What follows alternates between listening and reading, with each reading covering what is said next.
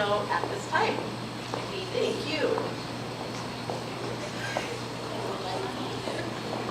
Thank you. I will call this meeting to order at 6:01 p.m. If you would all please rise for the Pledge of Allegiance.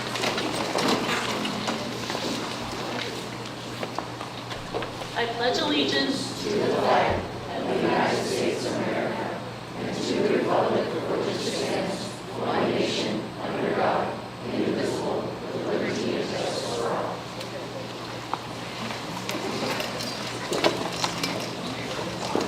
Thank you. And now we're inviting the choir.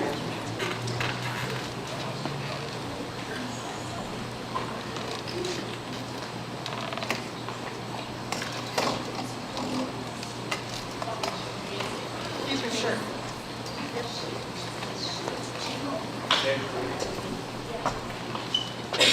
If you could please stand for our national anthem.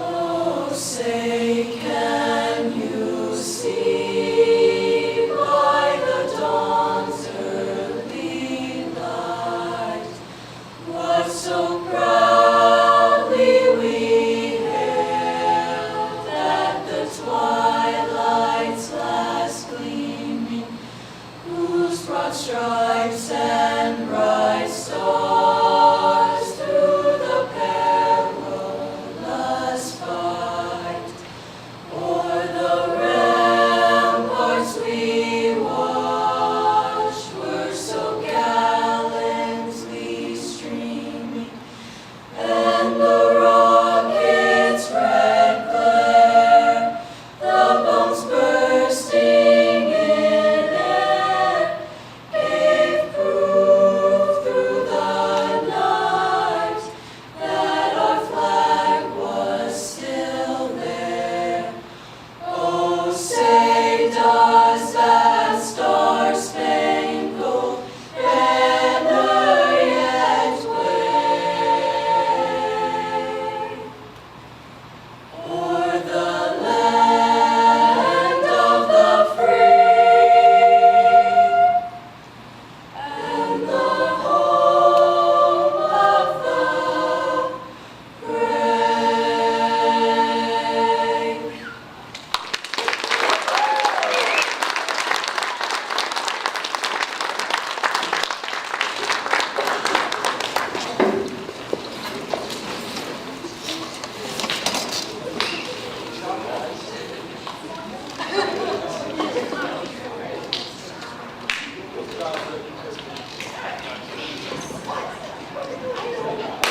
Oh, they're escaping. Students, thank you. Choir, thank you so much.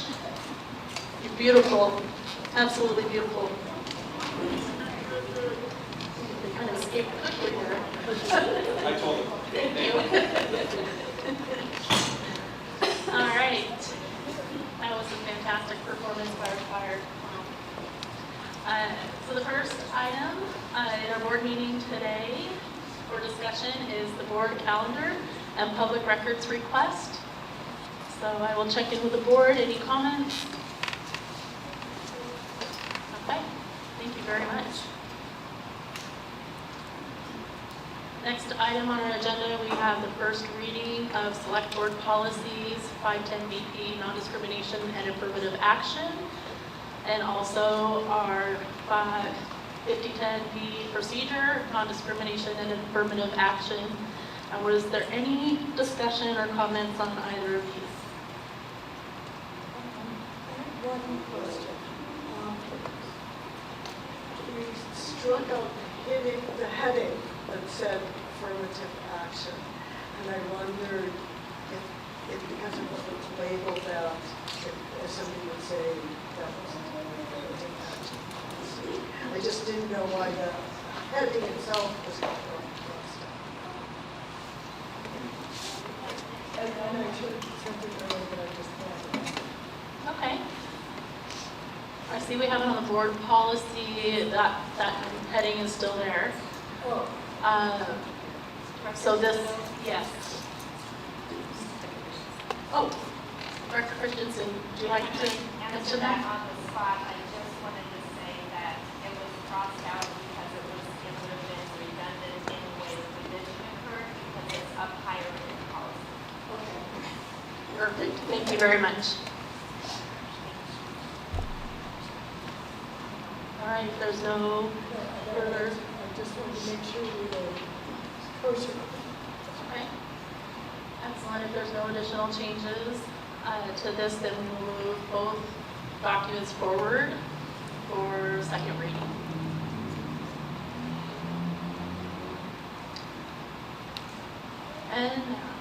And now, one of these days we're going to go all rock concert on you guys. And now I would like to invite up Principal Freeze to share with us about high school. Thank you so much for joining us. This is always a fun time. Stressful leading up to it when we're finally here. It's amazing. Try to get some student voice and staff voice for you here tonight. As always, we want it genuine, so it's plan as much as you can plan. I plan the folks to be here. Purposely don't know what they're going to say. I didn't do any plans, just to make sure that you have a genuine idea of where we're at in our CSIP. We're still early, which was what, a month or two ago that we reviewed the CSIP plan with you guys. But I'm just going to do a quick overview of what that was, not to bore you in the audience, but our CSIP is our continuous school improvement plan. Every year, school makes a plan for where you need to improve and kind of what's your path, what do you think your vision is for getting there, and then we report to the board about how's it doing. So that's where we're at.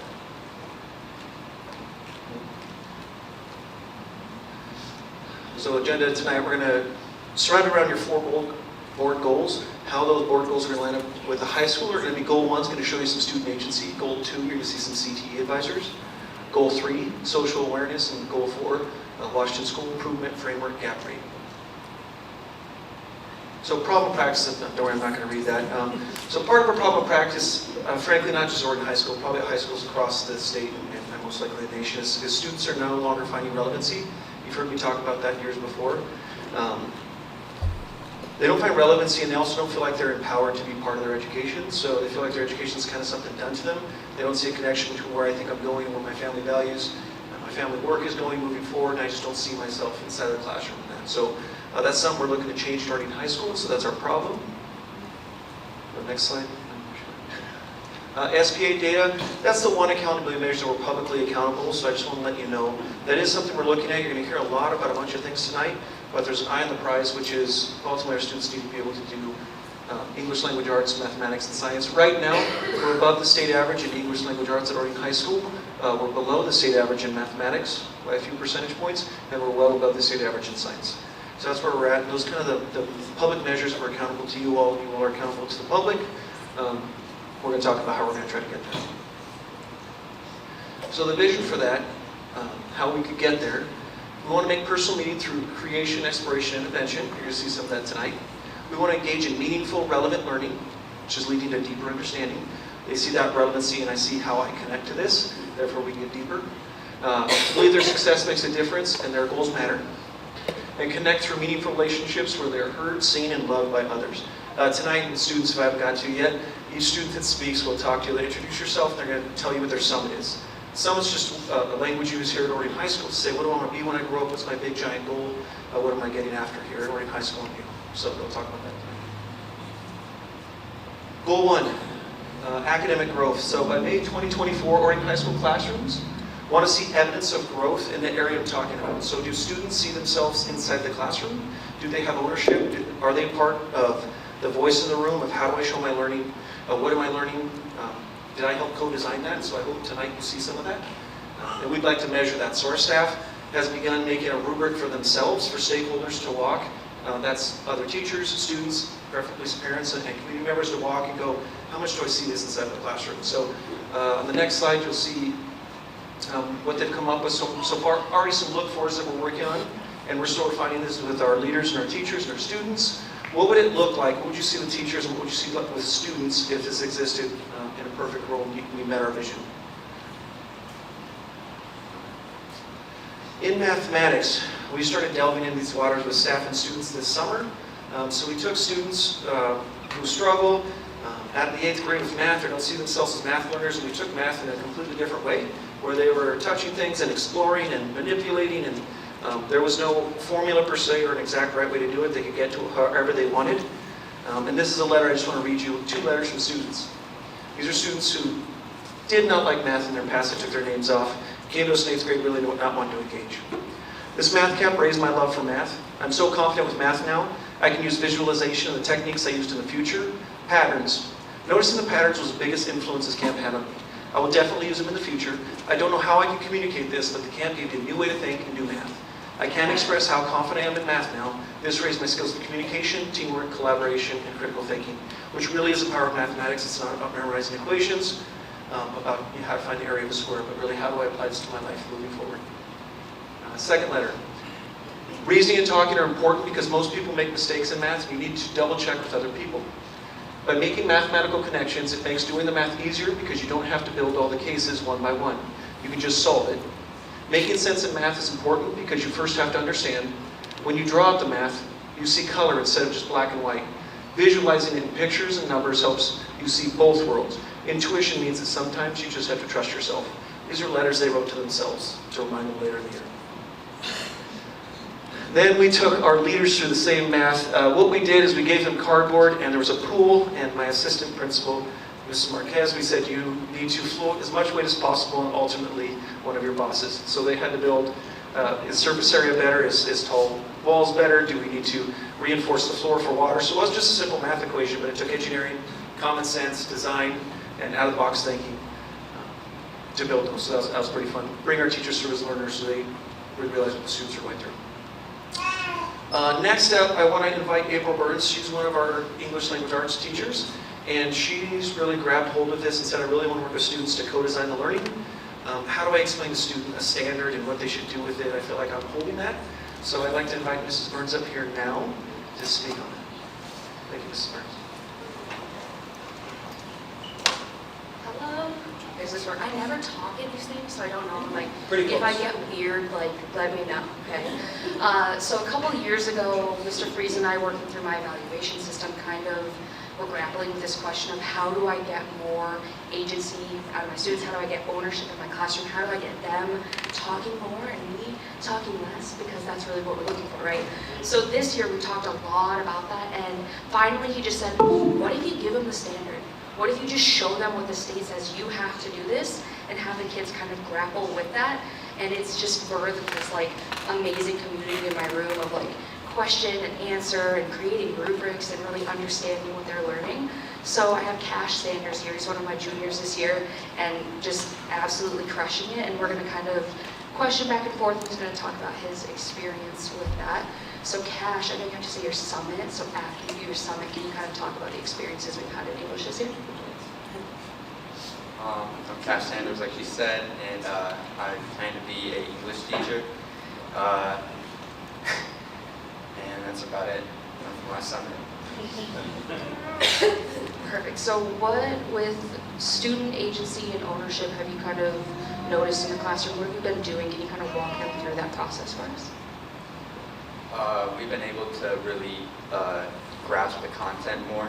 We have a more say in what we do, and we create our own rubrics as well, so we can connect with the material way more than just the standard curriculum. And the vocab test, they didn't help me. So we kind of we read books. We read like a certain number of books each semester, and the students have to come to that quota, and that's helped me a lot. And then we also, like she said, ask a lot of more questions and a lot more things from our point of view as students, not just as teachers. And so, Yeah, so one of the big things was we kind of do just like normal thing for vocab where it's like you get 10 words a week and then you're tested on those words. So instead of doing that, we've kind of shifted to where kids are pulling words out of their own life and their own literature, and they're getting to engage with those instead of kind of just like, here, let me show you. then another thing we do is we pick songs. Each student picks their own song, and we can submit it to Ms. Burns. And then in turn, she prints out the lyrics, school clean, of course. We dissect the lyrics, and that is further helping me to dissect not just songs, but stories as well. And when she does introduce Gothic literature, I can dissect it way more than I would have been able to. So, yes. then a last question for you, Cash. Do you think that what we're doing in English could like be across other curriculums and other subjects? And if so, would that help you? Yes, for sure. I struggle in math, and if I were to get more of an option of what I learn or more of an option of how I learn, I think I would learn very well. I would learn more, better, and it would definitely work for other content as well, other classes. So not just English.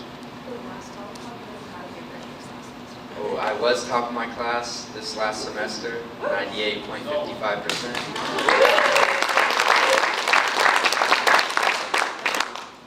But yeah, I worked really hard for that, so thank you. Great, yeah, I think that's it for us. If you need anything else, any questions? I don't know if I'm supposed to ask that. Yeah. As an avid reader myself, and since you're a future English teacher, what's your favorite book? That's a book, that's a book. It doesn't have to be a school. Yes, ma'am. Miss Burns gave me a book earlier this year, Stephen Hawking's Universe. So that's a great book, and that really changed my whole perspective on life and physics too. So that's pretty good. Thank you all.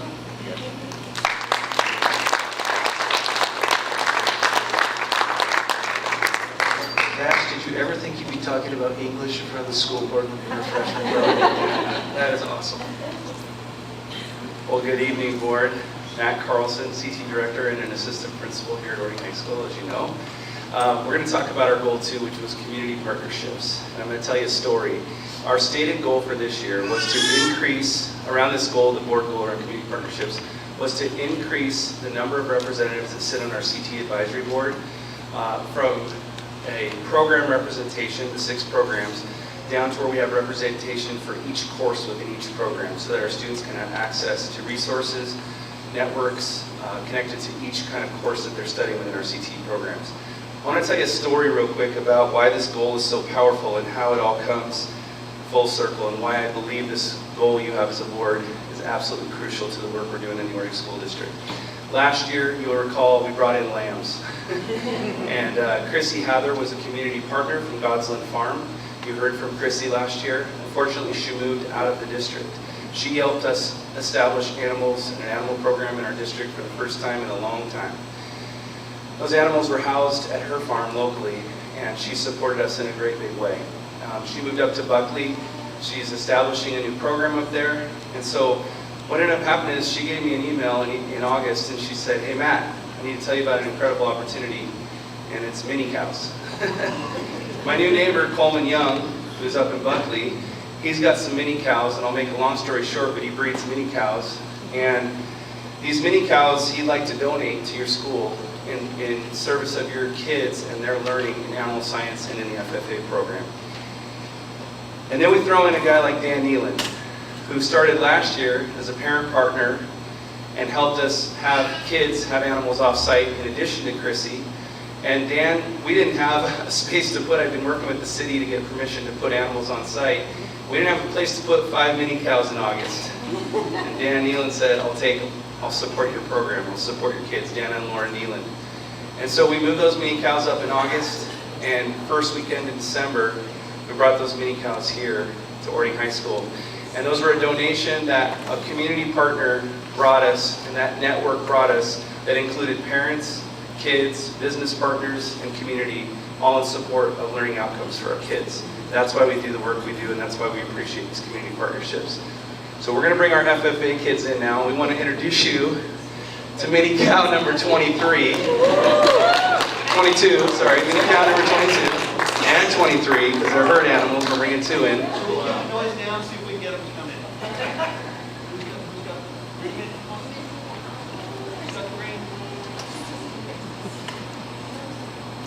And while they're bringing their mini cows in, these kids are going to introduce themselves, and they're going to talk about their summits and why this program is so powerful for them. But I want to shout out their parents. In the audience tonight, we have Wayne and Tiffany Redicott, Dan and Laura Neeland, Chris and Jennifer Jenkins, Jacob and Melissa Sabin, and Dan Gates. All of these parents have supported these kids to do incredible work. They've come down and volunteered their time to support our kids in construction of pastures and pens. They've supported their kids on the weekends when they need to come down and feed these animals, water these animals, clean these animals. We also have 13 pigs, 8 on site and 5 off site at Dan's property that will be shown at the auction this spring. This is just one course in our agricultural program that shows the power of community partnerships and networks. So I'm a little nervous here with the cows, but they're a little bigger than lambs, so I'm not sure where we're going. They each have a cookie if they want. Oh, so if the board would like to come up, let's go ahead and feed the cows. And then I'm going to turn it over to our agricultural teacher and FFA advisor, Ms. Kendra Bertrand. She's going to come on over and introduce the kids. You're fine, yeah. You guys come on up.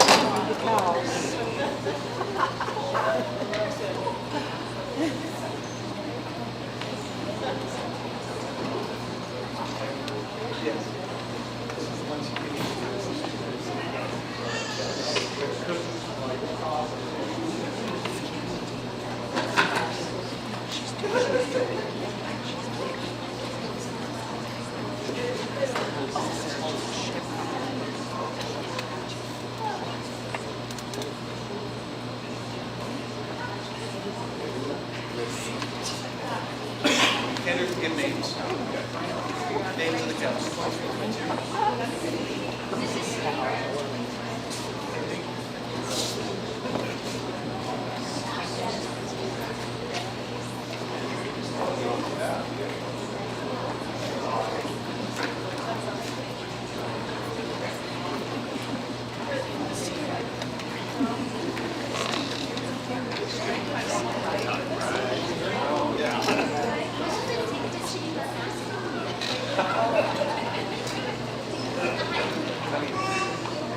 Sorry, we got cows.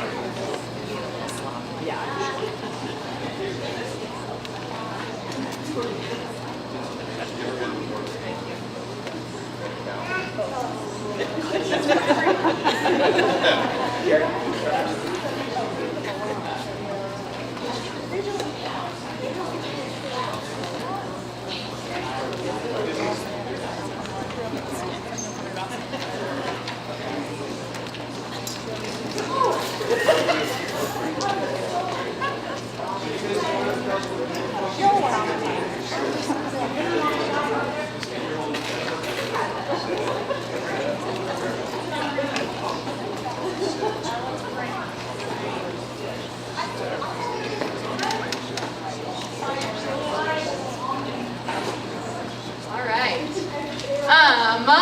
We would like to introduce you to Harry and Steve, our newest FFA members.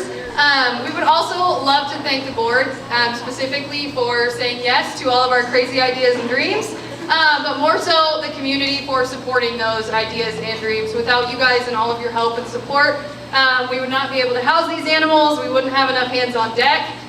So we really do appreciate each and every one of your time, your energy, your efforts in allowing us to have this opportunity and give this opportunity to students. Throughout this project, these kids have learned a lot about hard work, accountability, responsibility, and how to be flexible in difficult situations, as you can see. Right now, I'm going to allow each of these guys to introduce themselves and just kind of tell you what their plans are for high school, and then a couple of them also want to personally thank you guys and the community. So one last time, thank you from me. You guys make my job all the more enjoyable, so I do appreciate each and every one of you. Thank you, Ms. Bertrand. So my team and I are going to introduce ourselves and then share our summits with you guys, if that's all right. My name is Kaiden Elliott, and my summit is to eventually go into the welding career and trade after high school. My name is Cami Sabin, and I would like to become an agriculture teacher after high school, as well as an FFA advisor. My name is Lily Tai, and my summit after high school is to become a national officer in the military. My name is Kaylee Jenkins, and my summit is to go to the University of Idaho and get my degree in agriculture education to become an agriculture teacher and FFA advisor. I'm Lexi Wall, and my summit is to become a traveling large animal vet. Ryan Gates, my summit is to own my own logging business. My name is Lily Merrill, and my summit is that I will pursue a future career as a veterinary technician. My name's Kira Franks, and my summit is to run for state office for FFA and to become an agriculture teacher. And while I'm talking, I want to give a big thanks to our community and for all your support. Our FFA wouldn't be where we are today without the support and just help from the community. We got the opportunity to expand to many cows and have the opportunity to have livestock. My name is Daniel Redikoff, and my summit is to be a yacht mechanic. And while I have the mic this evening, I would just like to say, I would like to take this time to give a special thank you on behalf of the Ording FFA to the community of Ording, but also the parents of the students in FFA. For without their assistance, many of the tasks we accomplished this year would not have been possible, such as the construction of the livestock pens behind the high school that house our cows and pigs. Not only are they just cows and pigs, but they are the first generation of livestock animals kept on the Ording High School campus, and with the assistance from these parents, we would not be able to say that we successfully housed livestock on our campus. Without their help, many of our dreams for the future of this chapter would not be made possible, so thank you parents for your constant support and effort to help us in all our endeavors, big and small.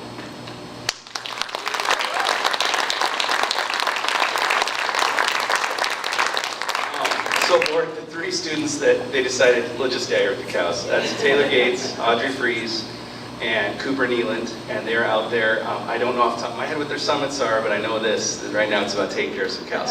So they're all amazing kids. We're so thankful also for this program and what it does to develop leaders. Ag and FFA is bigger than content and curriculum, even though that's important. Plant soil science, animal science, greenhouse management, all that stuff's important, but what's most important is the leadership qualities each of these kids have developed and will continue to develop as part of this program. Miss Bertrand is a product of FFA, a kid who was in high school who didn't see herself ever doing this. We're so proud of her work and glad that she's on board at Ording. So thank you FFA, thank you Ag students, and thank you for our community partnerships. I'm gonna let these guys head outside and take care of the animals. I got two more things to just give a shout out real quick related to this, but I'll let you guys make your exit, okay? Thanks guys.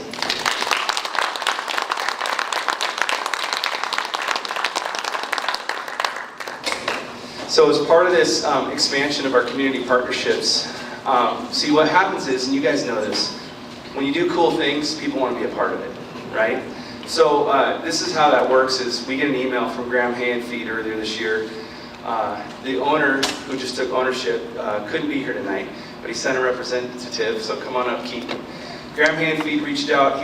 Jared was an FFA guy down in Arizona, I believe. Huge FFA guy. Heard what we were doing down here in Bethel.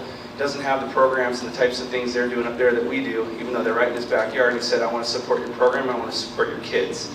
That's how community partnerships work. So I just want to turn it over. This is Keaton Paquette from Graham Hay and Feed. Jared could not be here tonight, but he sent Keaton, and Keaton's just going to quickly share a little bit about what Graham Hay and Feed's doing to support our kids. How's it going, everybody? Like you said, my name's Keaton. We are super excited to be part of the FFA and help them out, not with just the resources and getting our hands on the resources, but also giving them the knowledge we have to help shape future farmers in America. And yeah, that's, we also been bringing our feed down to them. It's been feeding the cows out there, feeding the pigs, and all that. So we would like to thank you guys for letting us be a part of this awesome adventure.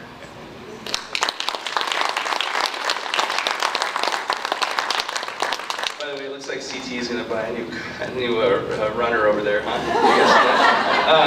I think there's money in the budget for that. We won't clean that one, okay? Just for the record, anyone watching at home. Unfortunately, our other partner I wanted to highlight tonight is Clinton Bridges and Matt Avila from McMillan Farm. Many of you know McMillan Farm just down the road. Has purchased land from Alan Scholes, who's been a community farmer in this area for years and decades and decades. They're doing an incredible thing down there. We're excited about the partnership because not only are they doing agriculture, they're farming, they're doing corn, they're doing pumpkins. They're now doing sheep, but what we're really excited about is their agribusiness partnership. You see, in Pierce County, if you asked us, are there really jobs in agriculture in Western Washington? There are, and it's in agribusiness. And it's all of the little businesses that support the agricultural industry. Yes, the dairies have all moved east and all that stuff's happened, but our kids also in this program will have jobs that they can compete for if they want to go over to Eastern Washington or they want to go out of state.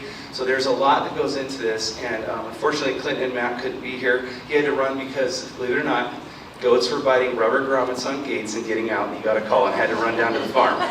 So, but what McMillan Farm did is they donated just one little thing they've done in their partnership is donated pumpkins for student-led projects in our leadership class, where those kids have done pumpkin carving contests for our school. I literally reached out and said, can I purchase these from you? And he said, stop it, I'll donate them to you. And that's the kind of thing we get with these partners. So that's just 2 partners from one program. As we expand with Graham Hayne Feed, McMillan Farms, we also have a partnership that's emerged this year. I have a new program, and I'm excited to bring Sarah Amon up and 2 of her students. We were able to partner with the schools in the boarding school district and the ECAP program, the Early Childhood Education and Assistance Program. What we found is one of the missing links in our program was there's still a big demand for educators. In fact, people don't want to go into education. So we need, in Pierce County proper, how do we support that? And we restarted our Careers in Education program. And many years ago, we kind of did what I would call false start, which meant we were just placing kids as TAs at the elementary school with no education or training here. And what Sarah has done, and I can't brag enough about her, she's developed a curriculum. She's taken the CTE framework. She said this is what kids need to know now if they're going to be educators. She's put these kids through rigorous coursework, and Sarah, would you come on over? Sarah's also doing her administrative internship with us this year, and she's developed this program, and she's got 2 students that want to tell the story about the partnership with the community around education pathways. Hi guys. Okay, so I have Sophia and Taryn here tonight with me. Come on up, ladies. Both of these lovely, lovely students are in the Careers in Education class, at least for first semester. We have some schedule adjustments that we're still working on. We had a plan to just kind of like do a question and answer, but Taryn over-prepared. So we're gonna, look, so we're just gonna let her live in her world in a moment. Sometimes she doesn't follow directions, but it's okay. She's a tight, but it's okay. So I'm gonna ask just the same questions that she's gonna answer. I'm just gonna give them to Sophia, but I'm first gonna hand over this mic so you guys can talk about your summit, and then we'll start. How's that? I'm Sophia Pruitt, and I want to be a special education teacher when I graduate. My name's Taryn Janosic, and I just want to be a teacher after I graduate. Yeah, okay. Obviously. So hers are on cute note cards, mine look like this. So here we go, doing our best. Can you first of all, Sophia, just tell us a little about like what made you take this class, what interested you, why did you decide to join? Okay, well, I actually didn't decide to join. I just seen it was on my schedule and was like, okay, you know, I won't switch out now. Really excited that I didn't switch out and I got to experience a semester with Ms. Amon and being able to have the opportunity to go over to the middle school and work with their special education program, getting to build a connection with those students. And it really just, knowing that I want to go to college to be a special education teacher, getting to work with our high school's program as well as middle school, it really just widens my variety. And yeah. Oh, sorry, yeah, she's on suspension now. So real quickly, I just want to brag about these girls and everybody that does take this class. It's no small feat. So before they're even allowed to step into a classroom, they complete 6 weeks. It doesn't sound like a lot, but we are shoving essentially a semester of college level education coursework that they have to complete before they're even allowed to walk into a classroom. The idea was we're placing them in our schools with other students that are in our district, and if we want to have a decent level of respect and openness and safety that we're saying, hey, we're doing this and we want everybody to feel comfortable. All students complete UW's mandatory reporter training, so they become certificated as mandatory reporters. They also complete CPR and first aid through the Red Cross, because again, as a parent, I would want to know whoever's in my classroom is going to be able to do something if there's an emergency. Prior to them walking into a classroom, we cover basics about culture and creating a safe environment. They cover Vygotsky and Piaget and all sorts of different things just to kind of give them an idea of what they're about to explore. They do a little bit of like undercover investigation, and they look for different teacher moves in classrooms throughout their day, as well as when they go into the placements. They do a lot of stellar work, and honestly, in the end, they need to be applauded because they carry a lot on that daily basis, and they're expected to show that in all of their actions all day. So, we can go back to questions. Okay, so I'm just going to push these together for you. So what about our classroom experience in our room, as well as your classroom experiences in your placement? Like, what stood out to you? What were you like, hey, that's the takeaway that I know I'm going to go everywhere with? Starting off with Miss Almond's classroom, she's not a super stickler when it comes to her classroom management, but we know to get things done. She sets really high standards for all of her students, and I think every student that has had her respects her enough to follow that and not goof around. So even though she's pretty lenient, we still know to get stuff done.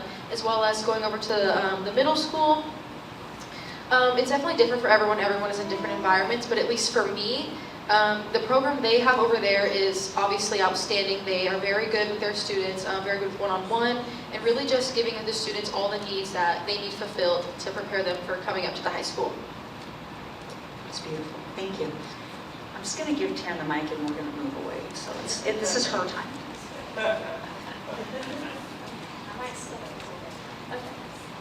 The Careers in Education class is a class where we get an opportunity to learn how to be a teacher, and we also get hands-on experience teaching ourselves. We go every Tuesday and Thursday to our classes that we intern teach, and on Mondays and Fridays, when we don't have our classes, we learn every objective in history of teaching, and we also go through training.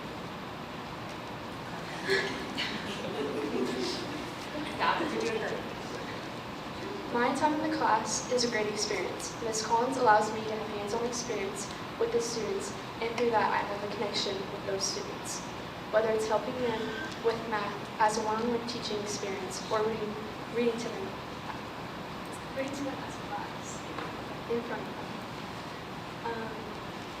Being in Ms. Collins' class has helped me learn the aspects of teaching, the do's and don'ts of teaching, and also in the classroom setting, I've learned how to get the students engaged to their teaching potential by also maintaining a fun aspect. Last card. Oh, last card. This class has definitely made me want to be a teacher in the future. Having the experience as a high school is putting me on the pathway of wanting to be a teacher. Plus, this class also offers college credits if we do want to go in that direction once we graduate.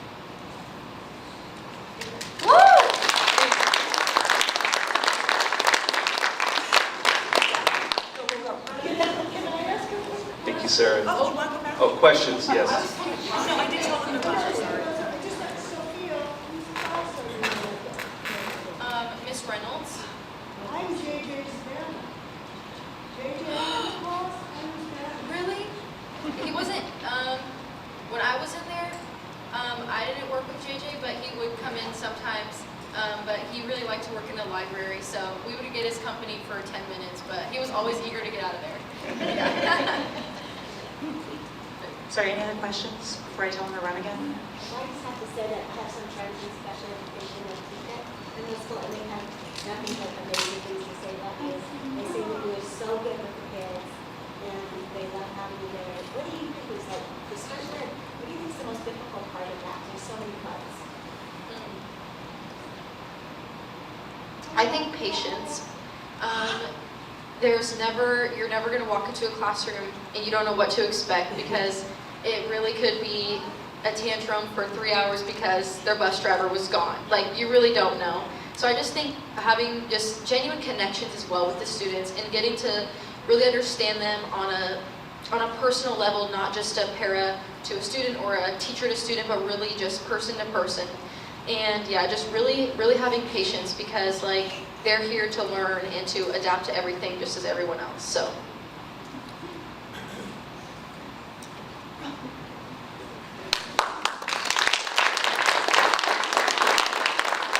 Thank you, Sophia. Alicia. Thank you, Taryn. Board, I just want to say we had 2 programs represented with a couple of community partnerships. We have 6 programs with many. I just want to say out loud, every pathway, every program, every course meets a need of a kid, and as we expand and grow those programs, you heard 2 students from Careers in Education, a handful from FFA, every one of those programs, whether it's our health sciences, whether it's our STEM, whether it's our AV arts program, there are kids' needs being met in this school in a greater way, in a greater capacity because of those community partnerships. I just need you to understand that while they couldn't all be here tonight, so we don't have the hours and hours, they're all important. I do want to bring up Denise Thompson. She's another one of our administrative interns who does teach STEM, and she's not here to talk about STEM. She's here as an administrative intern to talk to you about Goal 3, and I'm going to let her take that over around the whole child. All right, well, hopefully all we know is that in order to have kids ready for the academics and all of these great opportunities that we have at the high school, they need to be healthy, they need to be safe, they need to feel engaged, they need to feel challenged. There's all these other needs that they have before they are ready for learning. And so our goal around the whole child is to see a 10% increase in the social awareness that we measure on our Panorama survey. So currently we're sitting at around 51%, and we'd like to see that grow to at least 61. But I also, before I talk about how this is going in the classroom, I want to give you a few details about how we're meeting the needs of the whole kid. So if you didn't know, we have over 20 sports represented here at Boarding High School, either through WIAA, we offer esports, we have co-op contracts with neighboring districts for things like gymnastics and an equestrian program. We have 14 different active clubs on campus. Our students compete through FFA, FCCLA, sports medicine, FBLA, TSA. All of these CTSOs are sending kids to state in the upcoming months. We have cheer leaving for state tomorrow. We just took 4th place with our girls bowling team. We have wrestling regionals coming up, and we're planning on being top dog in both boys and girls there.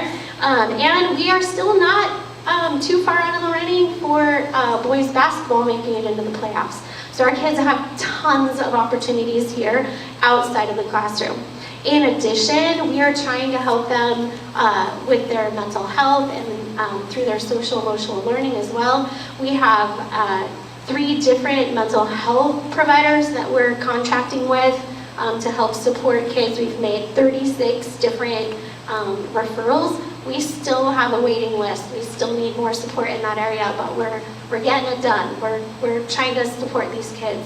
Our prevention program is meeting the needs of more than 50 students, and our counselors are meeting monthly with groups of 9th graders to help improve their success rate here at the school as well. So we're doing a lot in and out of the classroom. So I'd like to bring up Ben Peterson, who's going to talk about a way that he serves the whole child, helping them to feel safe, challenged, and engaged in the history classroom. Thank you. My name is Ben Peterson, and my summit, wrong speech. So I teach world history, I taught U.S. history, I also teach a college and high school Intro to American Politics course through Central Washington University. So those seniors are very academically capable, they're also very engaged, very curious about the world around them. Back in October, when Israel was attacked by Hamas, they really wanted to understand what was going on. They had lots of stuff coming up in the media, in their social media, and they didn't really have a framework to understand it. So they asked me to explain it to them, and I said, there's too much to do this on the fly. I'm going to spend my weekend building a lesson. I wanted to make sure that I could ground that work in our academic standards, even if it was something that was really driven by student interest.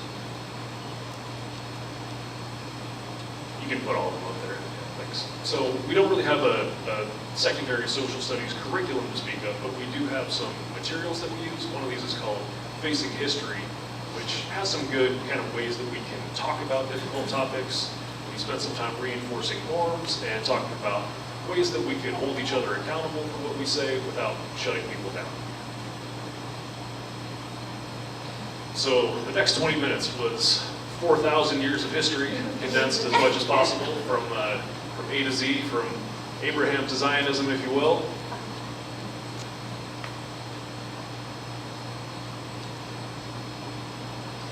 So one of the things that a lot of our students have practice with from their previous history classes is primary source analysis. We will read the real experiences of people who lived through an event, and we'll kind of unpack what that experience was like. I think a lot of that work around perspective taking kind of naturally lives in the social studies department. So we spent some time reading a little bit of an account from somebody who was over there during the 1973 war to add a little bit more context to what's happening now. And an exercise that my students are very familiar with is, what would you ask this person if you had the opportunity to ask them a question? So that first picture was when I gave my students the opportunity to ask that person a question, because that was my uncle. We got him on a Google Meet. So that was an exciting opportunity for them.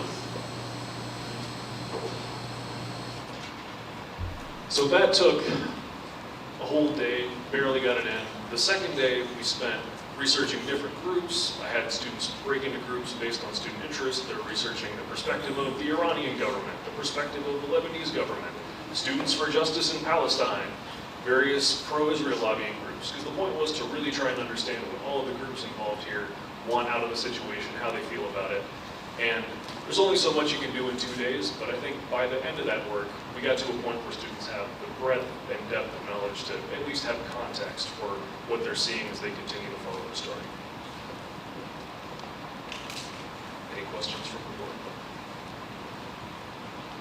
Question, but thank you for preparing your students and running with that and getting a framework to kind of more context for like preparing you for all these things. It's just impressive. And I'm sure you had your own plan for those things. I appreciate you.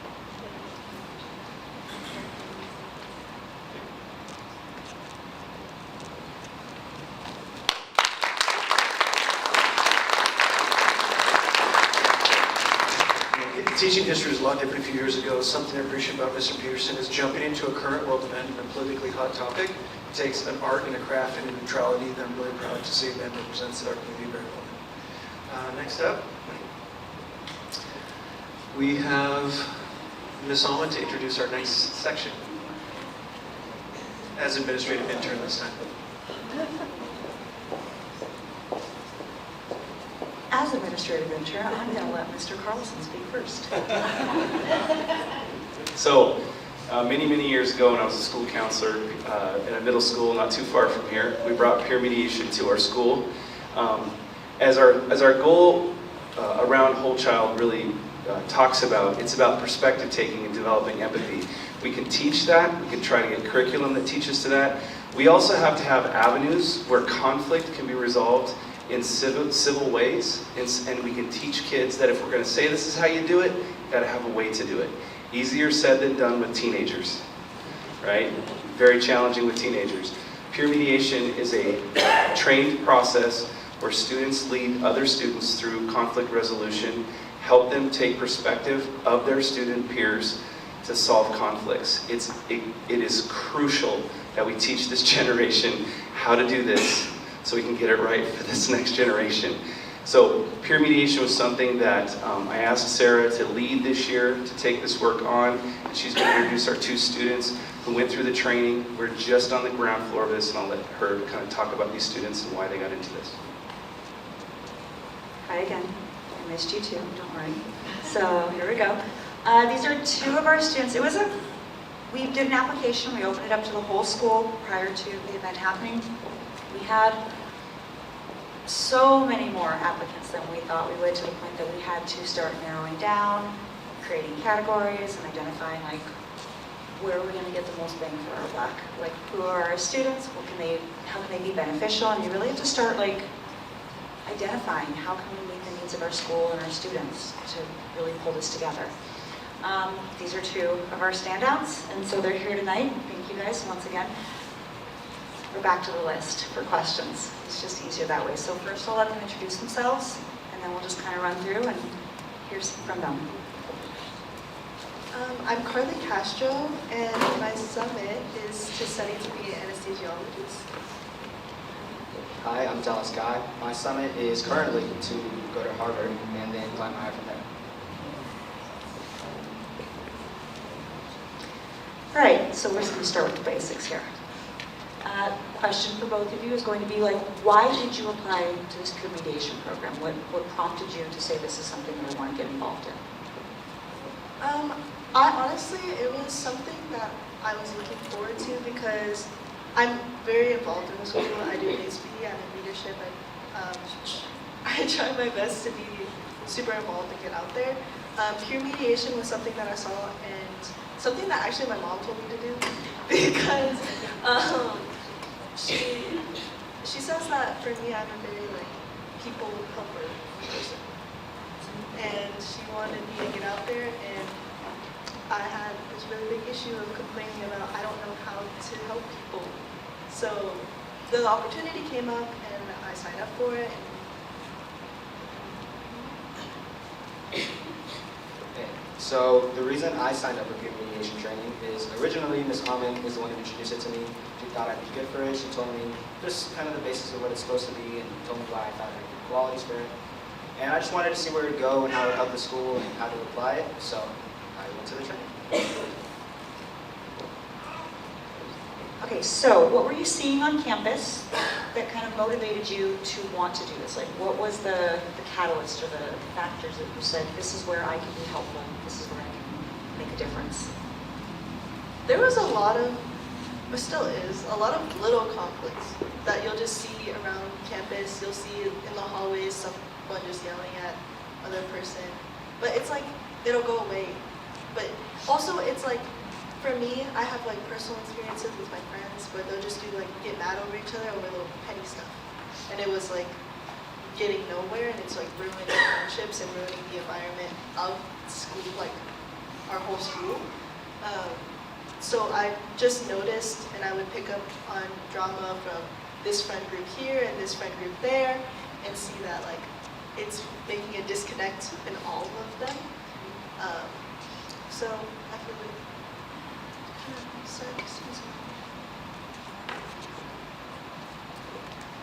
Some of the things I see in the community has to do a lot with, like Carly said, a lot of the really small, petty things that people get really worked up over.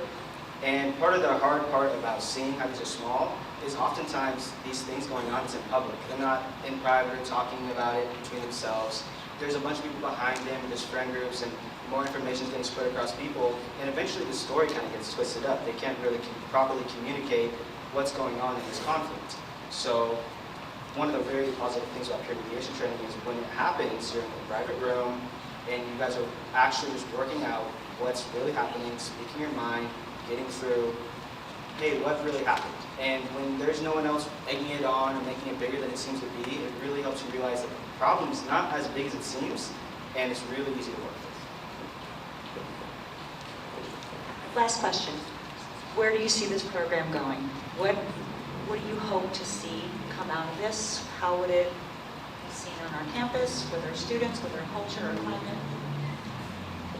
I have a lot of high hopes for peer mediation on campus. Like I was saying earlier, it's just groups of dramas from a bunch of different I don't know, social groups, I guess.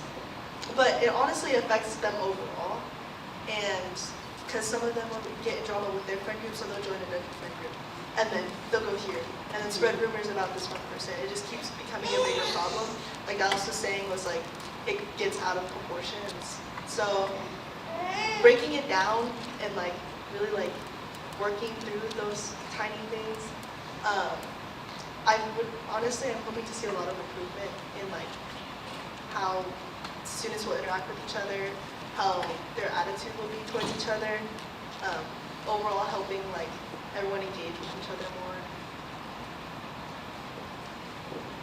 more. One thing that I see improving the community, I think it will really help build community. I think once people are able to work through these problems amongst themselves, it'll just help people be more combined. That doesn't mean everyone's going to be best friends, but I would like to be as friends with as many people as possible, or at least just let them get to know me, and I think with the program, that could really happen. I think everyone can just get to know each other, be positive to each other, and that's what I really want to see the most, and I think that the peer mediation training can really have that happen.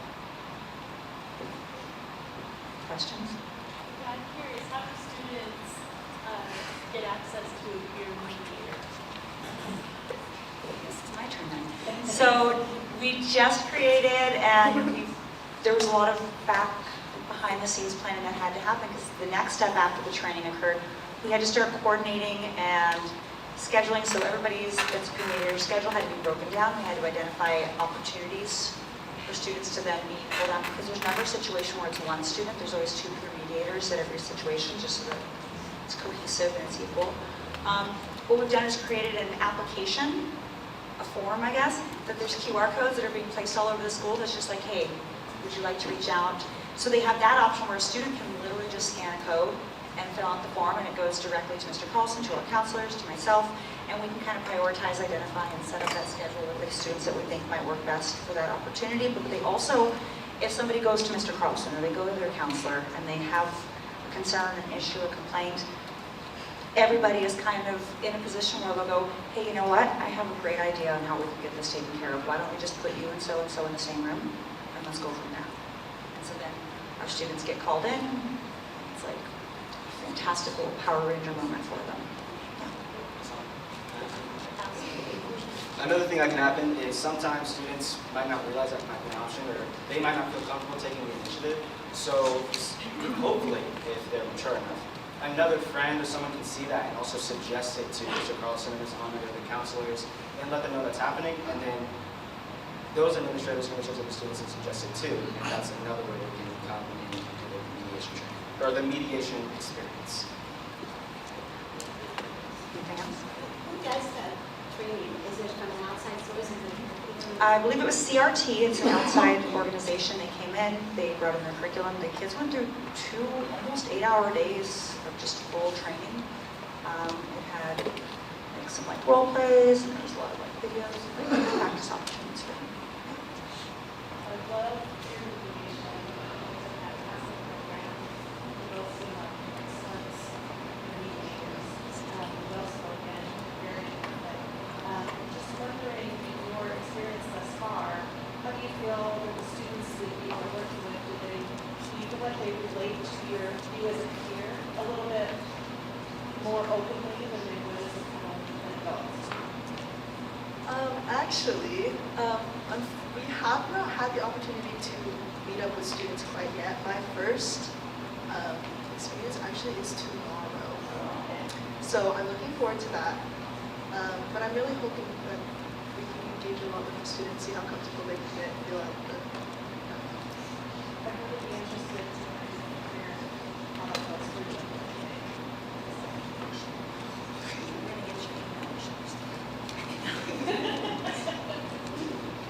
Anything else? Awesome. Thank you.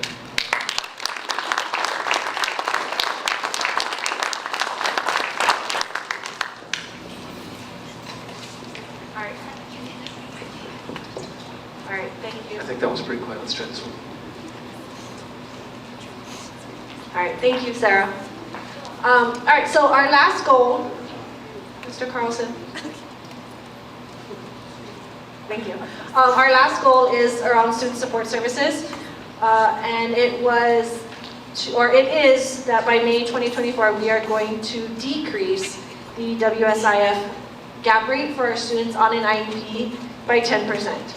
Right, and so this rate, or this WSIF, sorry, measures students' success based on ELA and math proficiency on our SBA, graduation rate, attendance rate, the 9th grade on track, meaning when they finish their 9th grade year, how likely or how on track are they to graduate at the end of 4 years, and their ability to participate in dual credit while in high school. So in high school, here at Oregon High School, we have a lot of opportunities for students to partake in dual credit courses.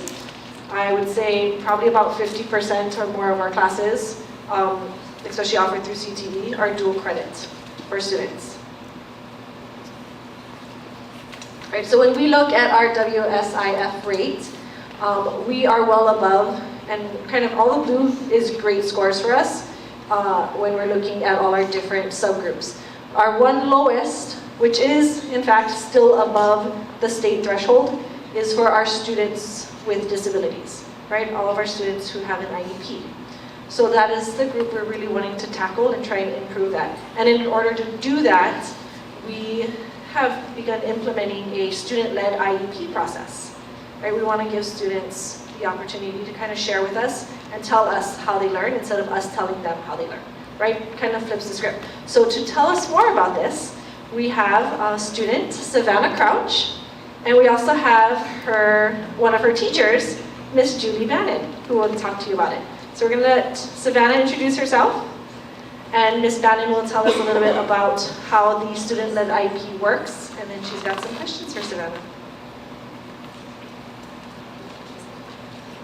I'm Savannah Crouch, and my summit plan is to go to college to become a middle school special education teacher or a kindergarten teacher. Thank you, Savannah.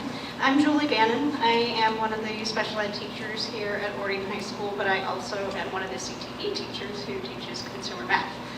So a lot of our students with IEPs actually are able to get into that dual credit track because I can help them in that consumer math class, which is a dual credit class.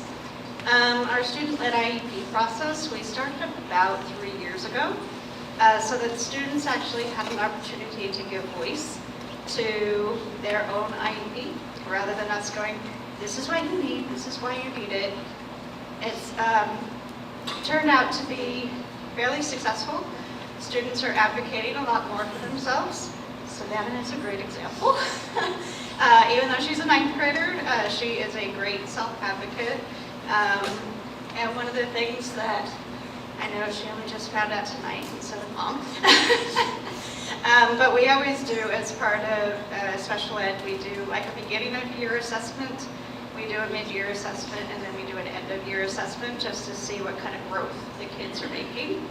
So when Savannah came to us from the middle school, she was at a 4th grade reading comprehension level, scoring about 33%.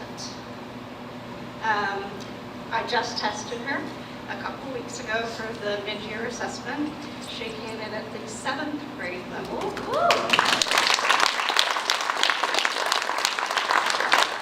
At 67%. So she is making a lot of headway, a lot of growth, and something that I've seen with that is just listening to her and her needs. And so one of the first questions that I have for Savannah is, tell us about your learning needs. So I have dyslexia, dysgraphia, and dyscalculia, and fine motor delay. So with that, with my dyslexia, it makes it a lot harder to read, and with my dysgraphia, it makes it a lot harder to write. So because of that, doing essays and a lot of other things are a lot harder. So I use speech to text, and then for my dyscalculia, I use a calculator. And then for testing and anything important, I need a quiet room. So I usually go to an office or something. And those are kind of my needs. Perfect. And I have to say, she just wrote a 5-paragraph essay using some sentence starters. It was really good.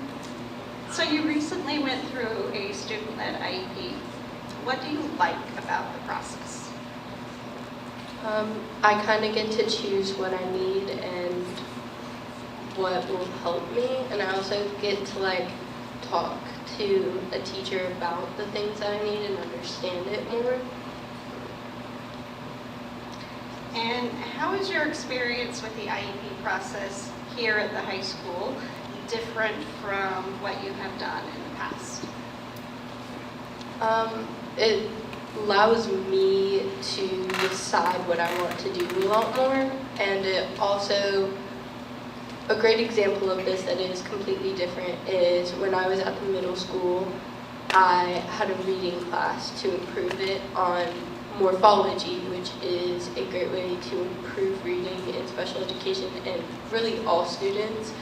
So when I came to the high school, they don't have a reading program or like a reading class. So in my IEP, we put a class that is a ELA 1, which is like the lowest level, to be where I do my morphographic work. And when I was there, the situation was weird, so I had to go and self-advocate to my teachers and Ms. Marquez that I needed the program, and now I have the program, and now I'm graduating out for second semester. And that was one of the biggest things that has been a lot different about the high school.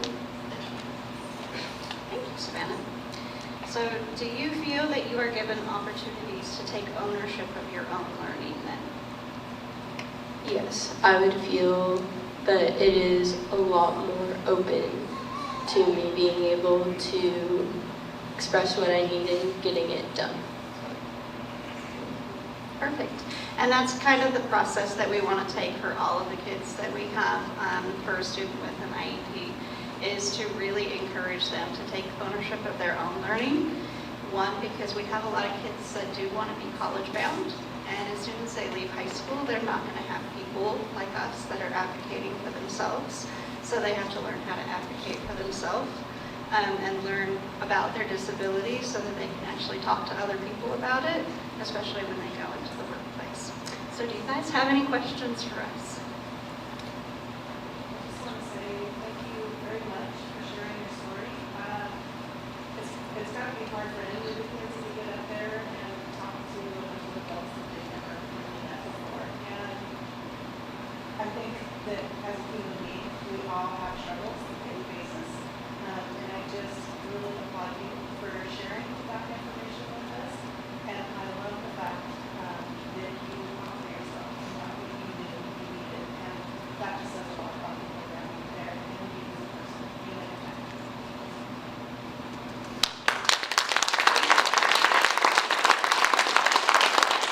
Thank you.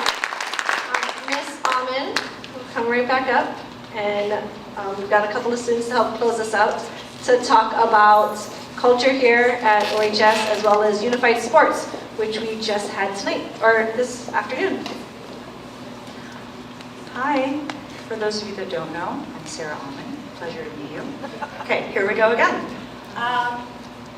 Let's start with, before we even go into Unified, I just kind of want to talk about the changes and the growth from a student's perspective on our life skills program and our students with disabilities and without disabilities, and how the culture and our environment at our school has evolved over the years, and what better person than Sophia?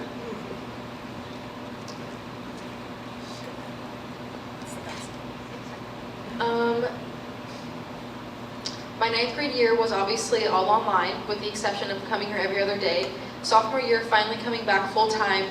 I didn't even know Miss Babcock had a class. I didn't know where the class was located. Slowly throughout the year, I had first lunch, which her class always has, and there was these two spectacular students that sat in the back table right next to the table that I sat at. So I introduced myself.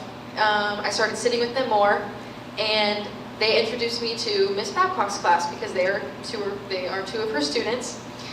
And the best word is, like, for me, is I feel that where they were in the time being, they were very secluded, very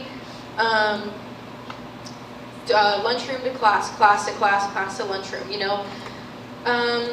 So I started going out of my way, you know, to introduce the kids I hung out with to them, walk them to their classes, walk them to their choir, to art, wherever they needed to go. And then we had a unified game my sophomore year, and to me that really, like, that broke open the seal. So going into my junior year, I became a TA for Miss Babcock, and I was there every single day. And their students got moved into a bigger classroom because they had more students coming up, and they were comfortable enough to now, every passing period, you will see these amazing students standing outside their classrooms with their hands out, and you have all of our students giving them high fives, chanting their names, walking them to like their classes, and it's a very, very safe environment for Miss Babcock's students. And now my senior year, it's my last year working with them, which I'm very upset about. These students,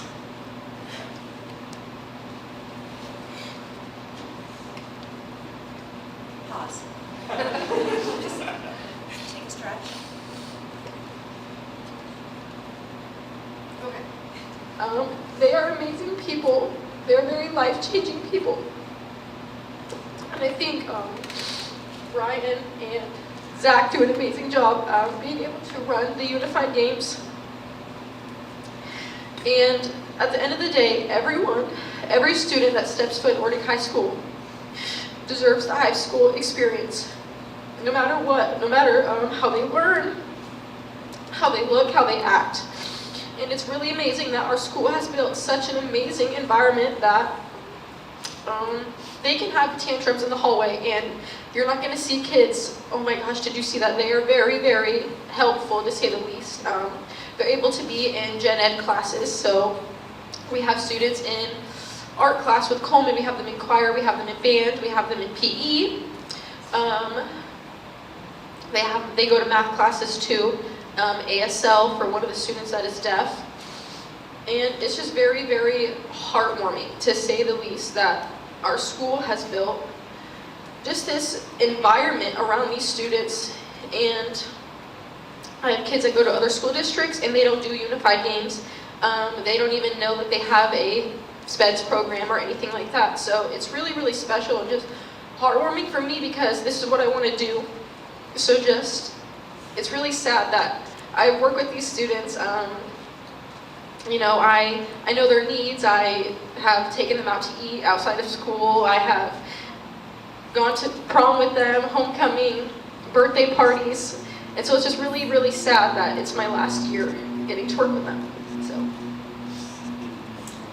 Does anybody have any questions for Sophia so she can exit if she'd like to? I just wanted to say your heart and how you're looking at those, students, and you put value to them, and that's what it's all about. And it's just amazing to see. You're the nice that you like to see because you want kids. That's what I was going to say. We're inviting you back.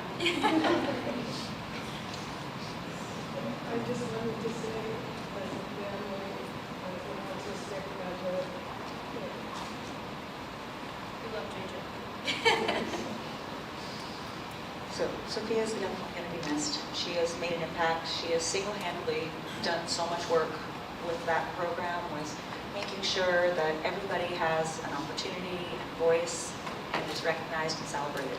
So that is something, one of the few things that we need to make sure get carried on after Sophia graduates and leaves here. Yeah. Okay.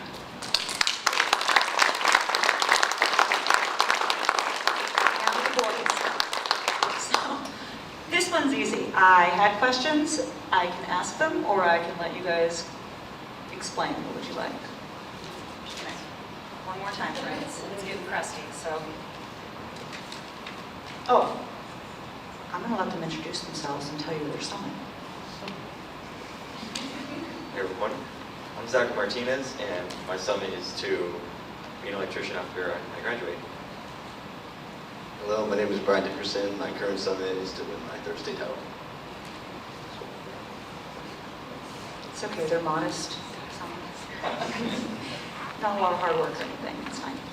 All right, so why did you guys choose to participate in Unified? What was it about the events, the activities that you said this speaks to my soul? So, I know for me, I came here sophomore year, and I remember going to the Unified event that year, and I saw, what it was. There's a lot of positivity, a lot of support for the students, and that's something that I want to be a part of. I know me as an individual, I like to help anyone really, but just being able to be a part of something so positive and so, looked up to, that was something that I really wanted to be part of. So I had the same kind of start my sophomore year when I came to Ordine. My upperclassmen, they actually put on the event, and I got to get to know the students that were participating. And at first I thought, okay, yeah, I get to participate in this unified basketball game, it should be fun. But after that, I started to build a connection to them. I started talking to them more and more, and inside and outside the classroom, and every day I see them. I'm going up, giving them high fives, talking to them, asking how their day is, and to see them more as an individual rather than, okay, I'm going to do this for one day. So they're not my fellow classmates that I see as equals to everyone else, and I can just be friends with them. And it's not like I see them lesser than everyone else. I see them as just somebody that has a different perspective on the world. And I just want to have that positive impact because there's a lot of students at our school that don't get to see how they live their lives. So this unified basketball games is a way to kind of put the spotlight on them and give them the attention that they deserve. As a side note, just I'm going to interject. These two gentlemen came in one day after lunch and were really excited because they were like, oh my gosh, we just met this new student, we didn't even know who they were. And so these are the kiddos that are at lunch and they can see somebody sitting at a table and maybe not having any interactions with anybody or having anybody sit with them, and they just roll on up and they're like, hey, you are now going to speak to us. We are now going to know who you are. You are with us now. And so that's just who these humans are in general. And this is, to me, this is one of our best representations of Ording, is the compassion that our students have for each other. Last question. How do you believe that unified games, just the interactions, the connections that you guys choose to make, how does that better our school, or how do you see this as a benefit to not just our school or our students that maybe weren't being incorporated into our everyday lives, but also you guys or your peers in general? There's so much positivity around it. I can't emphasize that enough. It's just, I can't say anything bad about it. You know, I think these relationships that we get to form with these students is so great, and just again, being able to make even more students feel more included in inclusivity. That's just a great thing to have, and I'd love to see that continue at this school. Outside the fact that the students that actually participate in it really enjoy and always look forward and talk about it, I have many, many peers that come up to me that don't participate but just are sitting in the crowd asking when it's going to happen and how they can be involved, and they just love it so much and they constantly ask questions about how can we get another one. This is it doesn't just affect the people that we're trying to put the spotlight on, it affects our whole school, and I think as a whole school we are very looking forward to it, and it just gives us a time to realize that we all have our own ways of life and that we can just be there to support others that may not be in our everyday lives, if that makes sense. And I don't know, the main thing is I have many, many people that are always trying to be like, hey, how can I participate in this? And that they want to start having these relationships with these students like how we have started. And so I really see it impacting our school in a better way for us to spread out some people that we may not talk to on a daily basis. Questions?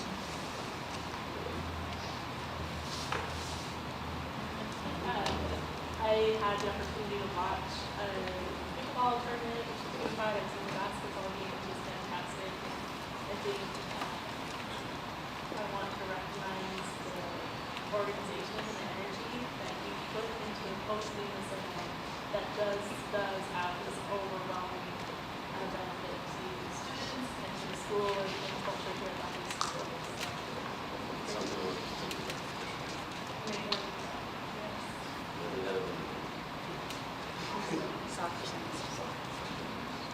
So what these guys won't tell you is, so when you walk in the lunchroom, you cannot identify the students because you can't find them because they're sitting with the football team. These two tonight are here tonight. What are you guys going to do right after you leave here? We had to cut weight for wrestling. They're both going to the state championship. They're very humble people. These are students. Sophia's a scholarship soccer athlete. These are two national wrestlers that are doing amazing things and busy people. And they made sure to keep this event going because they want to go on after they're gone.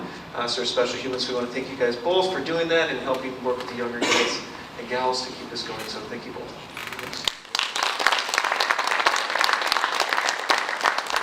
Sophia, I have great news for you. You really were sad that this would potentially be your last year at Orton High School, I feel confident saying in front of the board that you could easily come back to Orton High School as a teacher and you could have many years inside of the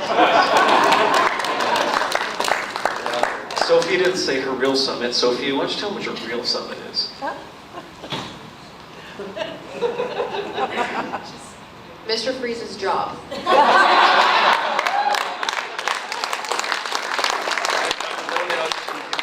Definitely be the principal here at Orton High School.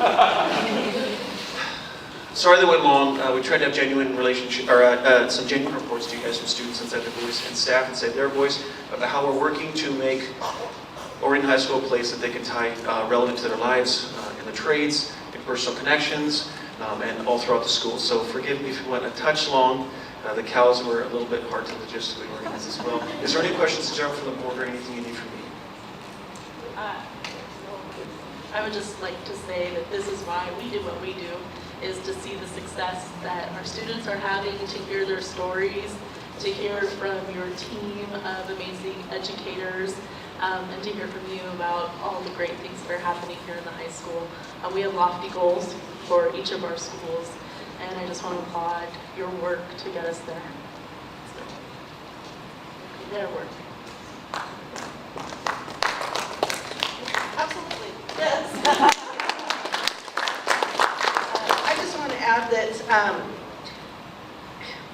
boy, besides the cows coming in, I mean, that's always fun. But in every single topic tonight, I have 2 pages. I never take 2 pages of notes, but there were so many things that struck me from when you were talking about the English classroom with your first student up there, Cash, and he was talking about the things that he's able to do with grasping content and connect with the material. And then you have the community partnerships that fuel our CTE programs. And then Ben Peterson's classroom. Those students are darn lucky that they have that opportunity and that they felt comfortable enough to go to him and say, I want to know more. And for him to take a weekend to put that together for them.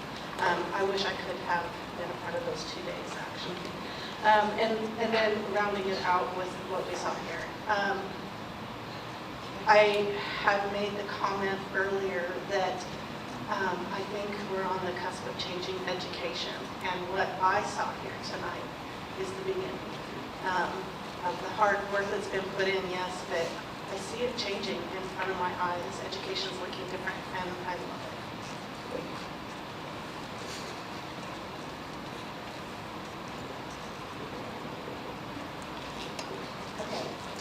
I'm getting emotional about this, so I just have to say, you know how if you're not in the school district or if you're not part of the school, sometimes all you get is the bad things that happen. That this student did this, or this kid did this, or this kid did this. But tonight, I've only seen amazing students. I've seen leaders, I've seen people with big hearts, I've seen people that have learned to advocate for themselves and make their future more promising. I've seen all of that I wish more people could see, because it's amazing. It's amazing to look at these kids and see all the amazing things that they're doing. And I have to honestly give the leadership credit too, because I always have said, yes, I've always said the building is as good as its leadership, and it is an amazing, you guys are doing amazing things here. And I love it. I love watching it. Yeah, watching going on tonight, right? Bringing in students and different groups that are coming in, and watching students just exceed. That is our school district leadership that is saying, hey, let's do this. We're going to put time and effort into them. And,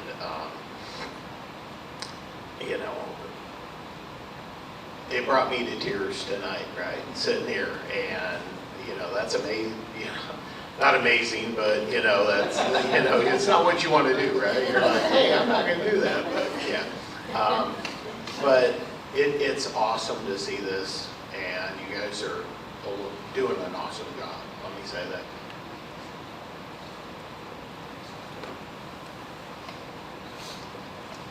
Great. Thank you very much. So just one last comment that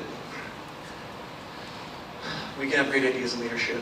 We do have an amazing staff here at Oregon High School. We have amazing students. The time I came in, there was a bust-out birthday party for one of Miss Babcock's students. I thought there was a fight, and they're in line with the presents to give to one of our students. Like, that doesn't happen in a community that does allow us to do great things. So I know we see a lot on Facebook, a lot of negativity. We try not to engage in, but 95% of the community is doing amazing things and showing up and holding our cows and building our pens, coming, donating time, backing up crazy ideas. So I get to be in this community, Matt gets to be in the community, Tia gets to be in the community where we are supported and loved and given critical ideas and given pushback, and all that helps build a really amazing school. So we're really trying to do amazing things, and that's because of the community. A school board that goes, he's doing what? Cows, silly things like that. That you guys really allow us to try amazing things. So thank you for being a supportive board, a supportive superintendent, and a supportive captain. So thank you very much. Without further ado, there is more dessert. You guys probably have some more official business to do, correct? But as you guys go out, please take a dessert to your note as well. Thank you very much.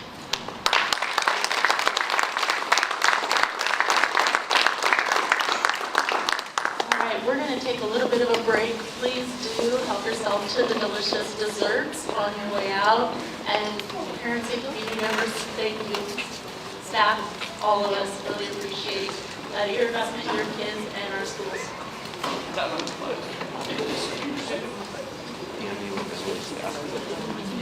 Hey there, Cindy called me the other night and left a message about not having assignments. Did she ever turn that in, do you know? Okay. First, I just want to open it up for board comments, so if anybody has anything they want to bring forward. And then Joanne, I'll let you talk about the statement. So does anybody have anything? My comments were already said as far as the meeting. I just had to say, I said my comment, so. Yes. Yeah, I would just agree. Just another fantastic evening of high, and that's the thing. We've met some great students and great staff, and it's just a sample of all the amazing work that's happening here in the high school. So good stuff. All right.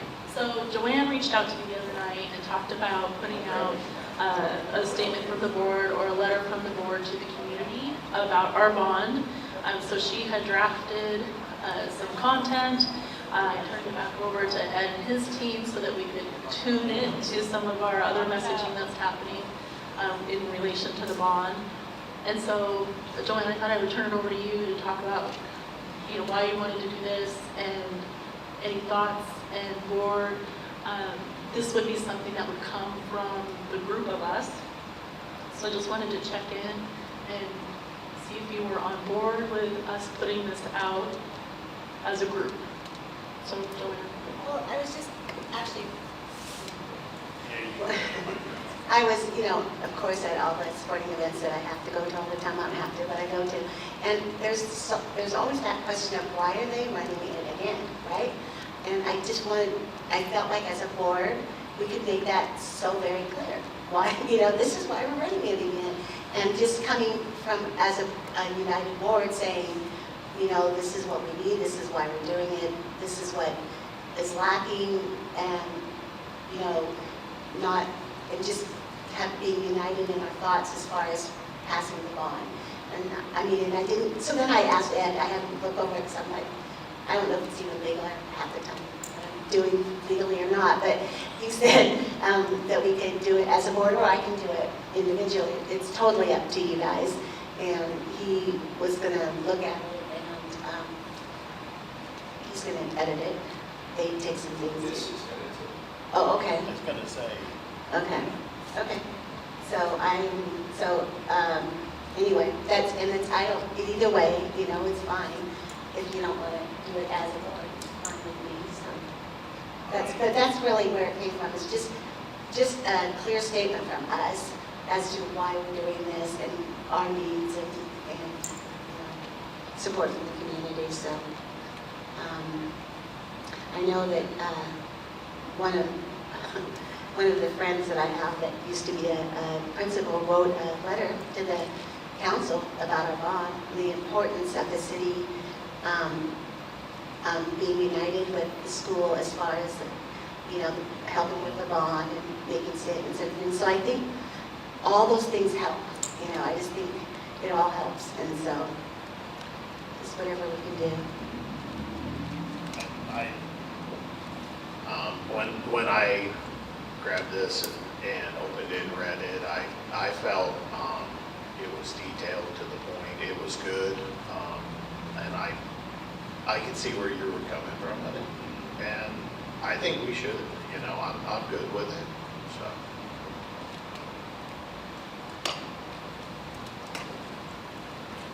This represents a couple of different versions. I just might add, trying to do the best job we can of being factual and not trying to persuade people to vote yes, vote no. We can't take that stance, but we can be informational. And I do think we try to capture the idea of why. And so looking at Director Tracy's letter, I made some edits trying to get that sense of urgency around the issues and how it was your voice on top of a citizens committee, on top of survey information, wrestled with the sense that these issues are plaguing us today. So what's the urgency? And all try to get that in one page. So that's the intent, but as you talk about whether you should or shouldn't, happy to take any additive feedback that you'd like us to reflect before anything were to go out.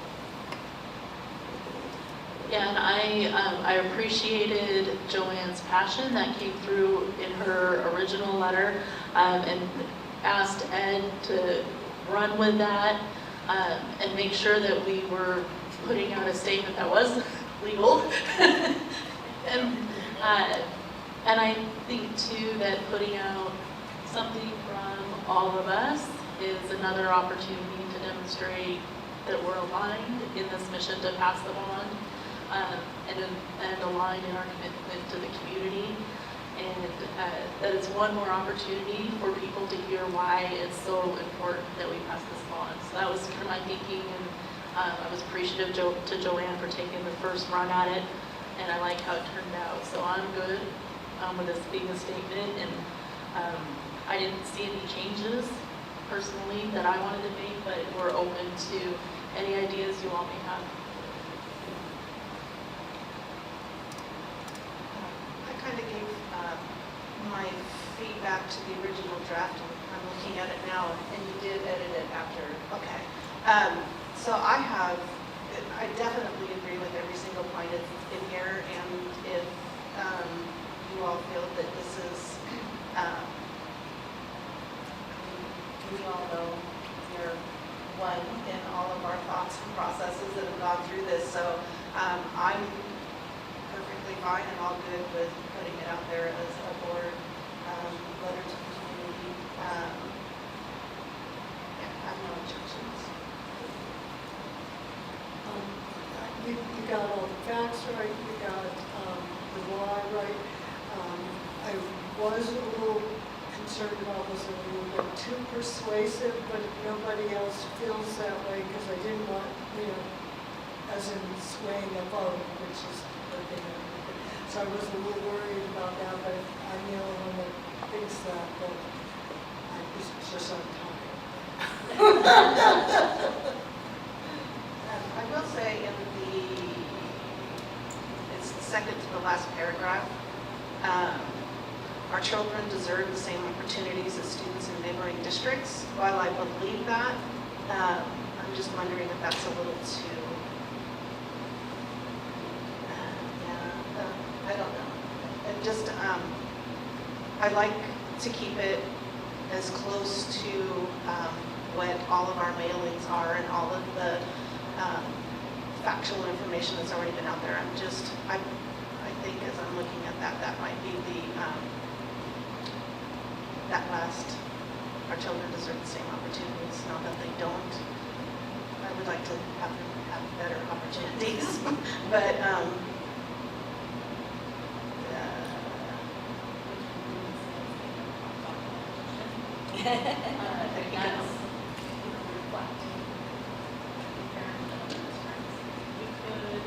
but maybe keeping in the importance of ensuring they have access to a wide range of vocational training.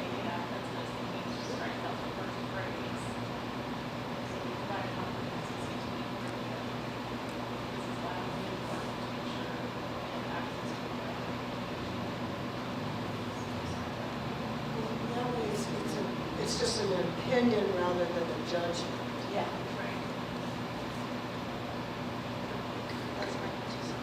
Well, I agree. Right, right. I want our kids like that. But we have to have a real professional stance in this. And so, you know, if somebody talks to you about it, you could say that, but, you know, in our level, it has to be really real professional. But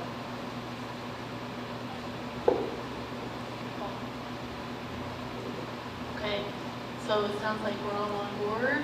We'll make that one edit, and then I don't have any thoughts on timing. I don't know if it's sooner rather than later, but I'll let you take that with Brittany, and you guys decide in the sequence of the other communication that we got going out where this fits best. That full board. how's it going?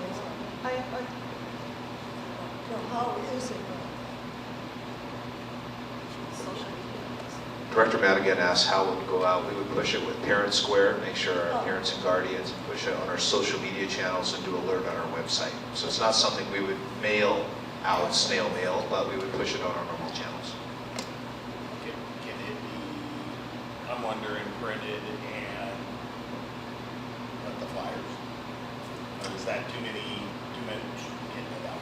Director Milo, just for the record at home, asked if it could be printed, and it certainly could be printed. So we could do the electronic signature, print on letterhead, and have copies available. You do have some outreach events. There's a big community event next weekend, and I believe I have representation, so we can print some copies as well for events that you're at between now and the 13th. You guys have been attending before. That Yeah, I did it last year, but that was nuts. I think we did 3 ballots. And ask Anita, Carol, that's her vice principal at the time, she was there. Oh, yeah, we were just wondering, she was, Director Madigan was commenting about whether or not we were collecting, not we were collecting ballots, but somebody was collecting ballots at the chocolate stroll to turn in for people.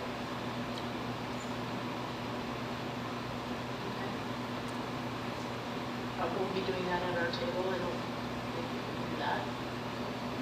But we can help inform people and encourage them to vote. And it's right down the street. The drop box. I also know, I completely understand your frustration, Joanne, because it's really difficult to hear, I didn't even know, why are you doing a bond? And I just want to say that, love the letter, and I think it's great that, that you have the idea that we come as a board, one voice, and put this out to our community. I'm just not confident it's gonna make a difference, that it's really going to, you know, people aren't hearing and they're not listening right now. I don't think they're gonna listen to a letter from the board. But that said, I just don't wanna get my hopes up that it's going to, you know, because you're still gonna go into that basketball game. And I didn't know you were running the ball. And I laugh about it because, I mean, sometimes I feel like I live under a rock too, you know, and it's like all of a sudden it smacks me and I didn't know this was happening. But I don't know what else we can do, you know, to gather. I did have to respond to what somebody on water that said that they hadn't seen anything about it. Maybe better, maybe better advertisement. And that's what I had to say. Well, we have had the virtual meeting. We had the flyers sent to everybody's house. We're going to do door knockers. We've had signs at almost every single event that we've had. I don't know what else we can do. I just had to say it because, you know, it's true. And so, I have one request. So today, when I went on a walk with JJ to drop off my water bill at City Hall in the drop off, there's a little sign there that says, this is not a ballot box. Can we reach out to the city and ask them, please, if somebody accidentally does put it in there, that they convey it Because that happened last night. They didn't tell people. I'm sure it did, because I just happened to see it when I was dropping it in, and it is, it's just a block away from it. And it's the same. Yeah, and the other boxes, Yeah, yeah. a little further down the road, but Yeah. yeah. And it does say that, but somebody's gonna do that, but it just has to see it. Just, because every ballot counts. Just so you guys, a reminder for you guys, people can print lost ballots by going to that votewa.gov. So questions came up to me right at the last minute last time, so they can print it online, and they can also go to the library and register the night of the election and get a ballot. Will help them, and they've done it frequently, so they know how to do it. Yep. So just a reminder, if somebody's like, oh, I meant to do it and I lost my ballot, there's options for them, so they can still vote. Just want to make a reminder that a private you can choose an advocacy pathway. You just want to make sure you're not having any link to your position as school board, and or any private plea you do, you want to avoid language that might reflect a voice of the school board. So avoid the we and make that a me, and then generally you're going to be okay. And if you heard how many people are there live because I got or not this Question is, have we heard how many are signed up for the door hangers? And that's an advocacy event, and we will talk about that offline. All right. So any other board comments that we need? Nope. Okay. Then I will adjourn tonight's meeting at 7:49 p.m.